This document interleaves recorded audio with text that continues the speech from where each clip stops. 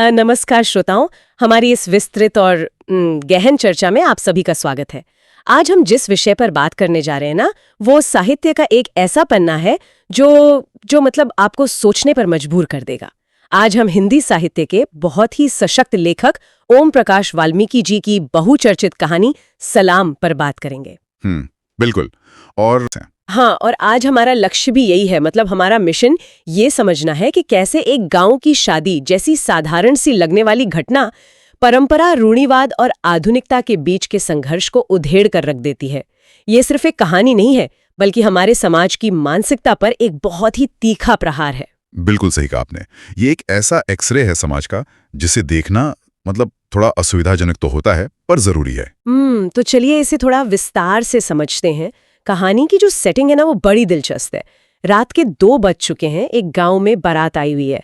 बारात में 2 मुख्य पात्र हैं। एक तो है हरीश जो दूल्हा है, और एक पढ़ा लिखा जागरूक दलित युवक है, और दूसरा है उसका जिगरी दोस्त कमल उपाध्याय जो कि एक ब्राह्मण है। और यहाँ जो सबसे ध्यान देने वाली बात है ना, वो ये है कि बारात ठहराई कहाँ गई है? गांव के एक स्कूल के बरामदे में। और वहाँ कोई सुविधा नहीं है, मतलब पीने के पानी के लिए जो हैंडपंप है उसका हत्ता ही गायब है। अरे बाप रे। हाँ, और रोशनी के नाम पर बस एक लैंप पोस्ट की पीली सी बत्ती है।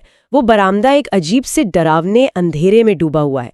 ये अंधेरा सिर्फ वहां का नहीं है, ये उस सामाजिक उपेक्षा का भी प्रतीक है जो इस बारात को झेलनी पड़ रही है। ये सेटिंग ही कितनी घुटन भरी लग रही है। तो होता क्या है कि इसी घुटन के बीच सुबह होती है। कमल जो शहर का रहने वाला है, उसे सुबह सुबह चाय की तलब लगती है। वो गांव की एक छोटी सी दुकान पे पहुंचता है। छप्पर वाली दुकान है, भट्टी से काला धुआं उठ रहा है, मक्खियां भिनभिना रही हैं, और एक बूढ़ा आदमी वहां बैठा है। और कमल वहां जाकर बहुत ही तमीज से चाय मांगता है। शुरुआत में सब कुछ ठीक लगता है। वो बूढ़ा चाय बनाने की तैयारी करता है और बस ऐसे ही पूछ लेता है कि कमल कहाँ से आया है। एक आम देहाती उत्सुकता। बिल्कुल। कमल भी सहजता से बताता है कि वो देहरादून से आई बारात का हिस्सा है।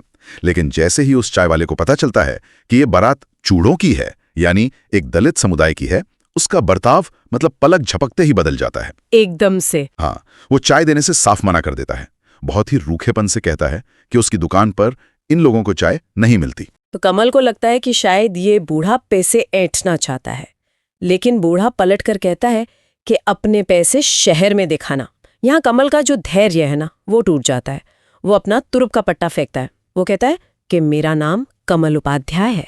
उपाध्याय यानी ब्राह्मण। अब यहाँ तो चाय वाले को डर जाना चाहिए था ना। और यही इस कहानी का सबसे बड़ा मास्टर स्ट्रोक है। वाल्मीकि जी ने यहाँ एक कमाल का प्रयोग किया है। एक सवर्ण को, एक ब्राह्मण को छुआछूत का सीधा अनुभव कराया है। कमल का वो ब्राह्मण होने का दावा वहां एकदम बेअसर हो जाता है। उल्टा वो बूढ़ा उसका मजाक उड़ाने लगता है। और फिर वहां रामपाल नाम के एक आदमी की एंट्री होती है। वो दिखने में सिंकिया सा है, दुबला पतला, लेकिन गांव के दबंग सवर्णों का यानी रांगड़ों का आदमी है। तो ये रांगड़ जो शब्द है, इसे थोड़ा समझाएंगे, क्योंकि कमल तो खुद ब्राह्मण है। फिर वो इस दुबले पतले रामपाल से दब क्यों रहा है? देखिए, पश्चिमी उत्तर प्रदेश या कुछ ग्रामीण इलाकों में रांगड़ उन दबंग जातियों के लिए इस्तेमाल होता है जिनके पास जमीन और बाहुबल होता है। गांव की सत्ता उनके हाथ में होती है। तो रामपाल भले ही कमजोर दिखे, उसके पीछे उस पूरे रांगड़ समुदाय की ताकत है। वो कमल को भद्दी गालियां देता है और जान से मारने की धमकी देकर वहां से भगा देता है। ये तो कमल के लिए बहुत बड़ा झटका रहा होगा। मतलब कमल वो इंसान है जो हमेशा हरीश की बातों को टाल देता था। जब हरीश उसे दलितों पर अत्याचार की खबरें सुनाता था, तो कमल कहता था कि अरे ये सब तुम्हारी हीन भावना है, दुनिया बदल गई है। हाँ, शहर के आराम में बैठकर ऐसी बातें करना बहुत आसान होता है, लेकिन आज कमल खुद उस अपमान की आग में चल रहा था। उसका रोम रोम कांप उठता है। उसे एहसास होता है कि अगर आपकी जाति वो नहीं है जिसे समाज श्रेष्ठ मानता है, तो आपकी शिक्षा, आपका शहर से आना कुछ मायने नहीं रखता। बिल्कुल। और इसी अपमान का घूंट पीकर कमल वापस बारात में लौटता है। वो इतना टूट चुका है कि एक दीवार से टिककर बैठ जाता है। और जब वो आंखें बंद करता है ना, तो उसे 15 साल पुरानी एक घटना याद आती है। फ्लैशबैक शुरू होता है। और ये फ्लैशबैक बहुत जरूरी है। ये दिखाता है कि बचपन में बच्चों के मन में ये भेदभाव कैसे डाला जाता है। हाँ, स्कूल के दिनों में कमल पहली बार हरीश को अपने घर लाया था। बच्चे तो मासूम होते हैं, दोनों मजे से खा पी रहे थे। तभी कमल की माँ आती है। वो हरीश से पूछती है कि तुम्हारे पिता क्या करते हैं, और हरीश मासूमियत से बता देता है कि वो सफाई कर्मचारी हैं। और ये सुनते ही मानो घर में भूचाल आ जाता है। बिल्कुल, माँ तुरंत कमल को एक जोरदार थप्पड़ मारती है, हरीश को गालियां देकर घर से निकाल देती है और उसके बाद मतलब हद तो तब हो जाती है जब पूरे घर को गंगा जल छिड़क कर धोया जाता है। डॉक्टर धर्मेंद्र वर्मा अपनी इस समीक्षा में इस बात पर बहुत जोर देते हैं कि ये जो घटना है ना, ये साबित करती है कि बच्चे जन्म से भेदभाव नहीं सीखते। ये समाज, ये परिवार उनके मन में ये बीज बोता है। वो गंगा जल सिर्फ जमीन साफ नहीं कर रहा था, वो कमल के मन से उस मासूम दोस्ती को धो रहा था। और इसके बाद जो हुआ वो तो और भी भयानक था। कमल के माँ ने एक छुपा हुआ समझौता कर लिया। उन्होंने तय किया कि हरीश घर तो आ सकता है, लेकिन उसके चाय पानी के बर्तन अलग रखे जाएंगे। यही तो पाखंड है। हाँ। एक अदृश्य दीवार खड़ी कर दी गई। हरीश को कभी पता नहीं चला कि वो अलग बर्तनों में खा रहा है, लेकिन कमल आज भी उस विश्वासघात के बोझ तले दबा है। हर बार जब हरीश उस अलग कप में चाय पीता होगा, कमल को लगता होगा कि वो अपने दोस्त को धोखा दे रहा है। और इसी अपराध बोध के साथ कहानी वापस वर्तमान में आती है, जहां अब असल ड्रामा शुरू होने वाला है, सलाम की प्रथा को लेकर। तो ये सलाम की प्रथा आखिर है क्या? सुरेन सर इसे ब्राह्मणवादी वर्चस्व का प्रतीक मानते हैं। इस प्रथा में होता यह है कि गांव में जब भी किसी दलित परिवार में शादी होती है तो विदाई से पहले नवविवाहित जोड़े को सवर्णों के यानी रांगड़ों के दरवाजे पर जाकर उन्हें सलाम करना पड़ता है। मतलब एक तरह से अपनी औकात याद दिलाना। बिल्कुल। और इसके बदले उन्हें खैरात की तरह फटे पुराने कपड़े या कुछ रुपए दे दिए जाते हैं। लेकिन यहाँ हरीश इस प्रथा के खिलाफ खड़ा हो जाता है। हरीश के ससुर हैं जुम्मन, जो सरकारी कर्मचारी हैं। बेटी को 10वीं तक पढ़ाया है। वो चाहते हैं कि चुपचाप रस्म निभा ली जाए, लेकिन हरीश साफ मना कर देता है। और हरीश का तर्क बहुत स्पष्ट है। वो कहता है कि ये कोई रस्म नहीं है, ये आत्मविश्वास तोड़ने की साजिश है। सही बात है। और जब ये खबर गांव में फैलती है कि दूल्हा सलाम करने नहीं आ रहा, तो गांव का चौधरी बल्लू रांगड़ गुस्से में जुम्मन के घर आ धमकता है। बल्लू रांगड़ का गुस्सा सिर्फ सलाम नहीं मिलने का नहीं है, उसे डर है कि ये लोग पढ़ लिख कर बगावत कर रहे हैं। वो जुम्मन को धमकाता है कि तूने लड़की को पढ़ाकर पूरे गांव की हवा बिगाड़ दी है। और जुम्मन डर के मारे अपनी पगड़ी बल्लू के पैरों में रख देता है, गिड़गिड़ाता है। लेकिन बल्लू जाते जाते एक ऐसा ताना मारता है जो चुप जाता है। वो कहता है, कौआ कभी हंस नहीं बन सकता। राजेंद्र यादव जी ने इसीलिए इसे ब्राह्मणवाद के विरोध की कहानी कहा है।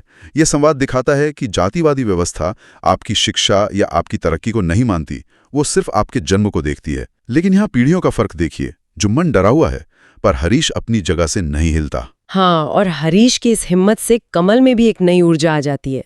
बल्लू के जाने के बाद जल्दी जल्दी बारात को खाना खिलाया जाता है। हरीश और कमल एक नीम के पेड़ के नीचे बैठे हैं। दोनों का सीना गर्व से चौड़ा है। उन्हें लग रहा है कि उन्होंने एक बहुत बड़ी जंग जीत ली है, एक पुरानी रूढ़ी को तोड़ दिया है। उन्हें लगता है कि शिक्षा और स्वाभिमान ने आज एक बड़ा बदलाव ला दिया है। लेकिन वाल्मीकि जी की लेखनी की जो असली धार है ना, वो यहीं सामने आती है।